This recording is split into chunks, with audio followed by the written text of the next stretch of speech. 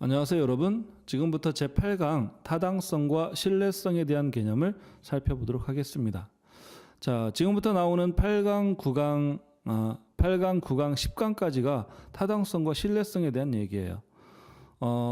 타당성과 신뢰성에 대한 개념을 8강에서 소개를 하고요. 9강에서 타당성을 측정하는 요인 분석을 하고, 그 다음에 10강에서 신뢰성을 측정하는 신뢰성 분석에 대한 이야기를 하게 될 겁니다. 근데 조사 분석사 시험에서는 타당성과 신뢰성에 대한 내용, 특히 2급 시험에서는 별로 나오질 않아요. 요인 분석을 할 이유도 없고요. 하나의 대표값을 주고 이걸 가지고 뭐 타당성이나 신뢰성이 이미 검증이 되었다라고 하는 데이터 값을 주고 분석을 대부분 하기 때문에 타당성과 신뢰성에 대한 시험이 많이 나오진 않는데, 근데 신뢰성과 관련된 뭐 크롬바크 알파 값을 계산하는 문제들은 나오기도 했던 것 같아요. 근데 굳이 8강, 9강, 10강을 이 조사 분석사 시험의 내용으로 넣은 이유는 분석사 시험을 마치고 나서 실질적으로 이걸 활용할 때 모든 분석의 기본이 타당성과 신뢰성 분석이 들어가야 되기 때문에 그래요. 이거 없이 다른 분석을 진행하면은 그 분석으로 인정을 안 해요. 그러니까 가장 기초적인 작업으로 타당성과 신뢰성 분석을 수행해야 되기 때문에 조사 분석사 시험을 떠나서 8강, 9강, 10강은 어느 정도 상식적인 부분으로 어느 정도 이해하고 있어야 된다라고 생각이 됩니다. 자, 그래서 본론으로 들어가서요. 제 8강의 학습 내용을 살펴보겠습니다. 자, 8강에서는 첫째 타당성에 대한 이해, 그 다음에 신뢰성에 대한 이해 두 가지로 그 개념들에 대한 소개를 하게 될 겁니다. 첫 번째 타당성에 대한 이해죠. 타당성이라는 것은 연구자가 어떤 연구 문제에 대해서 설문조사를 실시했을 때 설문 자료 자체가 얼마나 정확하게 측정이 되었느냐. 설문자가 연구하고자 하는 관심의 대상을 변수라고 그랬어요. 이 변수를 정확하게 알려면 설문 문항들을 가지고 응답자에게 답을 얻어서 그 변수에 대한 이해를 하게 되는데, 설문 문항들을 얼마나 변수를 정확하게 이해할 수 있도록 구성했느냐예요. 그래서 타당성은 요인 분석, 9강에서 이야기하는 요인 분석에서 확인을 할 수 있습니다. 자, 타당성의 종류는 자세하게 나누면 6가지, 좀 크게 나누면 3가지로 설명이 됩니다. 첫 번째 내용 타당성, 그 다음에 기준 타당성, 개념 타당성 또는 구성 타당성이라고도 하는데 이 3가지로 구분이 되고요. 기준 타당성은 예측 타당성과 동시 타당성으로 나누어지고, 개념 타당성은 집중 타당성 또는 수렴 타당성이라고도 하고요. 판별 타당성, 법칙 타당성 또는 이해 타당성이라고도 하는 이렇게 3가지로 나누어집니다. 그래서 전체 타당성의 종류하면 6가지라고 볼 수 있겠네요. 자, 내용 타당성은요, 앞에서도 얘기했던 것처럼 측정하고자 하는 내용이 조사 대상의 주요 국면을 어느 정도 대표하느냐라는 거예요. 내가 어떤 새에 대해서 알고 싶어요. 새에 대해서. 그러면 새에 대해서 알고 싶어서 어떤 내용을 측정했는데 이 측정한 항목이나 변수들이 새를 얼마나 잘 표현할 수 있느냐예요. 이게 바로 내용 타당성이고요.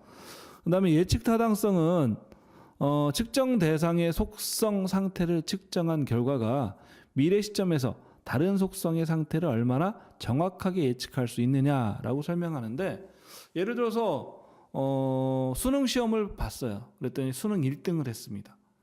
그렇죠? 그러면 1등을 한 학생이 대학에 가서도 계속 1등하고 상위 성적을 유지하느냐? 이게 유지한다, 잘 유지가 된다라고 하면 예측했을 때 타당성이 높은 거고요.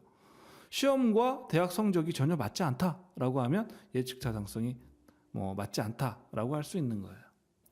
그다음에 동시 타당성은요, 현재 시점에서 관측되는 관측 대상의 속성 A에 대한 기준이 되는 속성 B가 A와 같은 시점에 나타날 경우 A와 B는 높은 상관관계를 갖는다라고 설명하는데, 말이 좀 어렵죠. 쉽게 얘기하면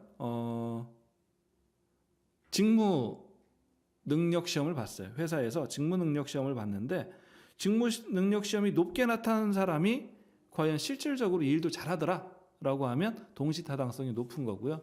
실질적으로 이 일은 잘 못하더라 또는 상관없다더라 라고 하면 동시 타당성이 높지 않다라고 볼 수 있는 겁니다. 어느 정도는 뭐 이해되셨을 거라고 보고요. 그다음에 개념 타당성 또는 구성 타당성에 속하는 집중 타당성이죠. 다른 말로 수렴 타당성이라고도 하는데, 이것은 어떤 하나의 구성 개념을 측정하기 위해서 다양한 측정 방법을 사용했다면 그 측정 값들 간의 상관관계가 높아야 한다라고 했어요. 예를 들어서 하나의 변수를 연구하기 위해서 여러 설문 문항들을 만들어서 묻게 돼요. 예를 들어서 자동차의 주행성에 대해서 만족하느냐라고 하려면 주행성에 대한 질문을 여러 가지를 하게 되는 거죠. 그러면 이 질문들은 결국에는 서로 비슷해야 된다라는, 비슷한 내용을 담고 있어야 된다. 그래서 문항들 간에 서로 상관관계가 높아야 된다라는 얘기고요.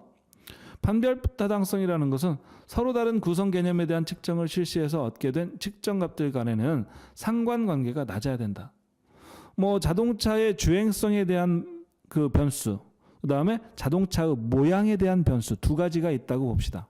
그러면 주행성을 묻는 문항들과 자동차의 형태, 모양을 묻는 문항들 간에는 서로 구별이 돼야 된다라는 거죠. 서로. 이것을 판별 타당성이라고 그래요. 그 다음에 법칙 타당성, 이해 타당성이라는 게 있는데, 이것은 서로 다른 구성 개념들 사이에 이론적 관계가 있을 경우 이를 측정한 값들 간에도 이론적인 관계에 상당하는 관계가 확인되는 경우를 의미한다라고 했어요. 그래서 구성 개념들 사이에 어떤 이론적인 관계가 형성이 되어 있다라는 전제가 있어야 된다라는 거죠. 자, 다음으로 이제 신뢰성에 대한 이해입니다. 신뢰성의 개념은 연구자가 어떤 연구 문제에 대해서 실시한 설문조사에 대해서 그 조사를 다시 반복한다고 가정할 때 그 결과가 얼마나 원래 측정치와 일치할지를 나타내는 기준이 되는 척도다. 그러니까 똑같은 설문지로 반복해서 물었을 때 비슷한 결과값이 계속 나와야 된다라는 거죠. 그죠? 자, 같은 설문지로 예를 들어서 뭐 2번, 3번 반복해서 물었을 때 서로 전혀 다른 결과값들이 나온다라고 하면 신뢰성이 떨어지죠. 그죠? 그래서 우리가 형사들이 신문할 때 범인이라고 하긴 좀 피의자를 데려다가 신문을 할 때 계속 시간을 두고 다시 반복해서 또 물어봐요. 물어봤던 말을 또 묻고 또 묻고 또 묻고 하는데 대답이 계속해서 왔다 갔다 하게 되면 그 범인을, 아니 피의자를 믿을 수가 없게 되는 거예요. 그죠? 이게 이제 신뢰성의 개념입니다. 신뢰성 측정의 방법에는 반분법과 크롬바크 알파 계수를 이용하는 방법이 많이 사용이 되는데, 이 중에서 크롬바크 알파 계수를 이용하는 방법을 많이 쓰게 되죠. 자, 반분법은 측정한 항목들을 둘로 나누어서 이들 간의 상관관계를 계산하는 방법이고요. 표본수가 아주 많다면 문제가 없겠지만 반분하는 방법에 따라서 결과가 다르게 나타날 수 있는 그런 문제점이 있다라고 하고요. 크롬바크 알파 값은요, 항목 간의 상관관계를 계산하는 방법이죠. 그래서 측정 도구의 문항수에 따라서 값이 변합니다. 그래서 문항수가 많고 적고에 따라서 값의 변화가 있어요. 크롬바크 알파 계수는 0과 1 사이의 값을 가지고요. 계수가 높을수록 신뢰성이 높은 것으로 판단이 됩니다. 밑에 크롬바크 알파 값을 계산하는 공식이 있는데, 이건 한번 관심 있게 잘 좀 보셔야 될 필요가 있어요. 이 알파 값을 계산하는 문제가 나왔었어요. 크롬바크 알파는 1 플러스 로 1, 2에 가로 열고 n-1분의 n 로 1, 2다라고 했습니다. 그래서 이것은 1 플러스 상관계수의 평균 곱하기 문항수 마이너스 1분의 문항수 곱하기 상관계수들의 평균값이라고 설명할 수 있습니다. 자, 크롬바크 알파 계수를 높이는 방법이 있어요. 우선 뭐 크롬바크 알파 값을 계산해서 놨더니 생각보다 많이 낮다. 그러면 알파 값을 좀 높여야 되잖아요. 그럴 때 어떻게 하면 되냐 했더니 문항수를 늘리게 되면 크롬바크 알파 계수를 높일 수 있어요. 또 하나, 단순히 문항수, 설문 문항이죠. 설문 문항수만 높이는 것은 바람직하지 않고요. 다음 항목에 유의해야 한다라고 했습니다. 첫째, 문항수를 늘리되 동일한 척도로 구성을 해야 한다. 조사자의 의도를 명확히 나타내는 문항으로 구성을 한다. 신뢰도를 떨어뜨리는 무한 문항은 과감하게 삭제한다. 응답하기에 까다롭거나 이해하기 힘든 문항은 유사한 문항을 추가해서 측정한다. 신뢰성이 높다고 인정되는 측정 방법을 사용한다 했어요. 이러한 내용들을 한번 잘 보시고요. 자, 그 9강에서 요인 분석을 실질적으로 시행을 해보겠습니다. 수고하셨습니다.